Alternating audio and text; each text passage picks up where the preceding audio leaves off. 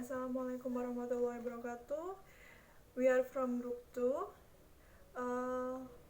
Before we start our presentation, we want to introduce our group. My name is Belinda Widyasuti as moderator and material, and my partner Dea Ayu Puspitasari as material.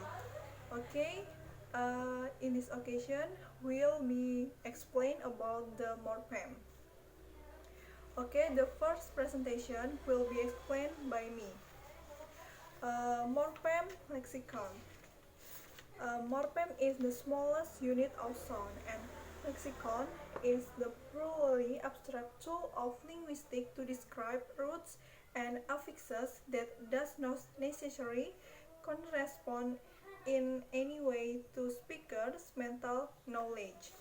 Okay, a morpheme lexicon. In the morpheme lexicon, there is the paradigm of philosophy.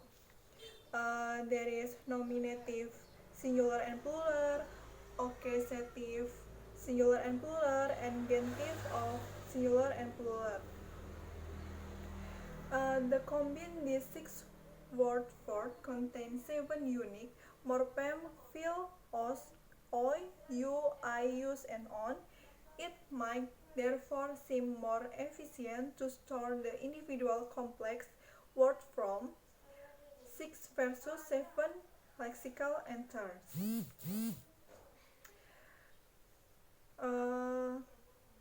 Morpheme lexical is not usually as elegant in practice as it is principle.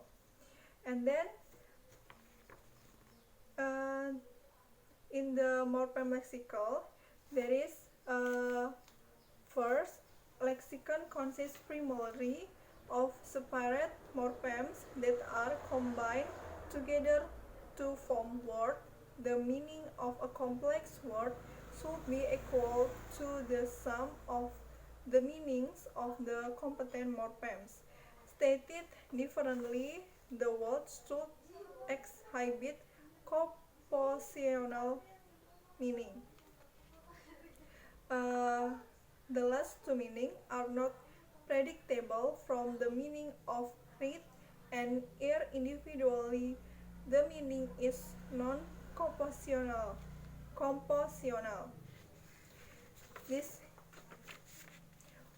another potential problem for a morpheme lexicon is lack morpheme segmentability. Here we briefly describe 4 types: base modification, cumulative expression, zero expression, and empty morphs. First, the example from the base modification. There is singular and plural. Mother, mother and mothers. Father, father and fathers. Doctor, doctor and doctor. Nail, nail and nail. The second, when a affix express two different morphological meaning simultaneously, we have cumulative expression or called fusion. For example, Serbian noun OVZA, cheap, has the number and case form show in. Nominate singular OVAA, plural OVCE, accusative OVZU, plural OVZE, genitive singular OVZE, plural OVACE, dative plural OVZE, plural OVZIMI, and instructual mental singular OVZOM, and plural OVZMIMA, vocative OVZO, and plural OVZA.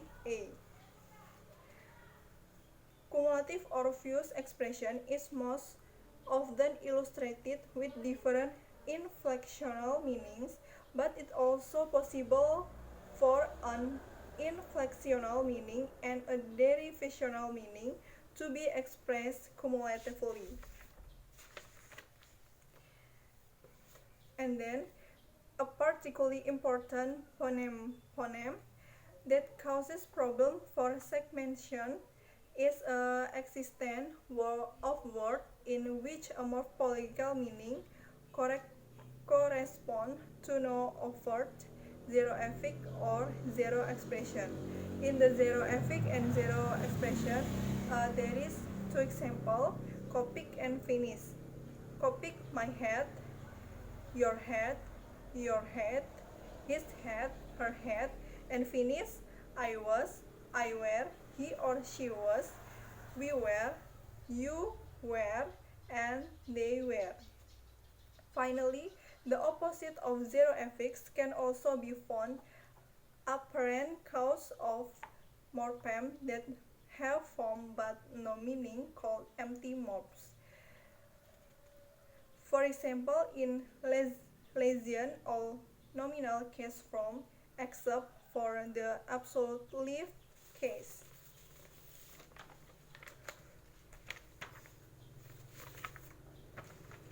Okay, in the morpheme lexicon, there is problem a morpheme lexicon and then example. First, unpredictable meaning of derived lexeme. Example, the reader British academic does not mean read plus er, and lack of the problem of morpheme lexicon, lack of morpheme segmentability, base modification, cumulative expression, zero expression, and empty mobs. Example-nya, German rulers, Mutter, Serbian noun, predicts, OBZA, Finnish third person singular, only Lasian, non-absolutive, non-predicts. Okay, continue is a trick word from lexicon. An alternative hypothesis is that the lexicon consists entirely of both forms, both simple and complex. This approach is free of the problem with a morpheme lexicon that we have identified.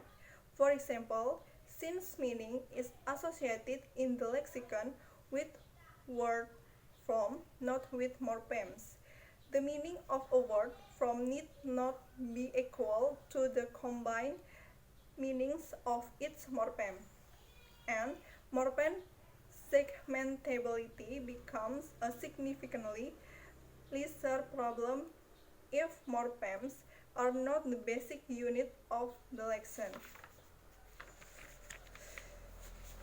Okay, a variety of complex words for the morpheme must therefore be listed in a lexicon. At the very least, the list includes complex words for which a suffix is unproductive and thus unpredictable or like arrival, and those for which the meaning is unpredictable, like reader in the British academic sense. Okay, there are more apparent and some real problem with the hypothesis of a strict word from lexicon. First, morphological description. We aim for cognitive release, system external, explain, and restrictive texture. And second, a common argument against a strict word from lexicon relates to agglutinative language, such as Turkish. Okay, a more significant problem is that there is some evidence that speakers themselves see words as consisting of morphemes. Some linguists have claimed that morphological rules never make reference toward internal structure, so there is no need to assume the word have structure once they have been formed according the rules. Finally, morphemes also seem to have relevance for morphology. For example, many languages have phonological morpheme structure conditional. Okay, there is a problem in here. Problem for a strict word from lexical and example. The problem, some morphological pattern necessarily refer to morpheme-based structure. Example, condition of duck, past participle perfect G, and problem, some phonological pattern necessarily refer to morpheme-based structures. Example, Italian asymmetrico pronounced with S not Z because of morpheme boundary. Problem speakers are unlikely to memorize all words from enriched inflectional language, example Turkish. Okay, there is my material, and the next material will be explained by Dea Ayu. This formalism is useful because under the hypothesis of a moderate form lexicon, it is more accurate to say that a morphological pattern, rather than a morpheme, can be a lexical entry. In other words, morpheme lexical entries need not be restricted to roots or affixes in a moderate word form lexicon. The primary difference between this approach and the strict form lexicon is in the status of morphological patterns.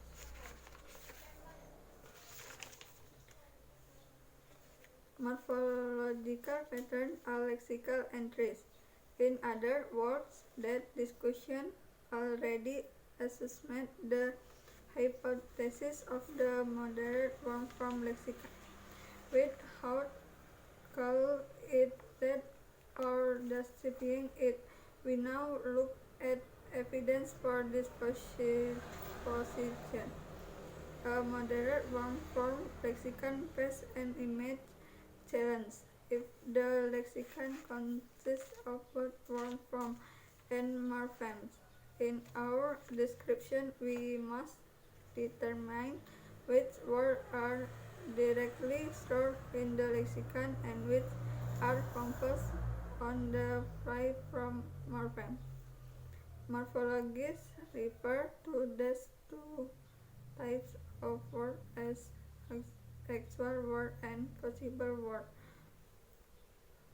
Attested novel leximes that were not observed before in the language are called neologisms, and neologisms that do not really correspond and are restricted to occasional occurrence are called occasionalism.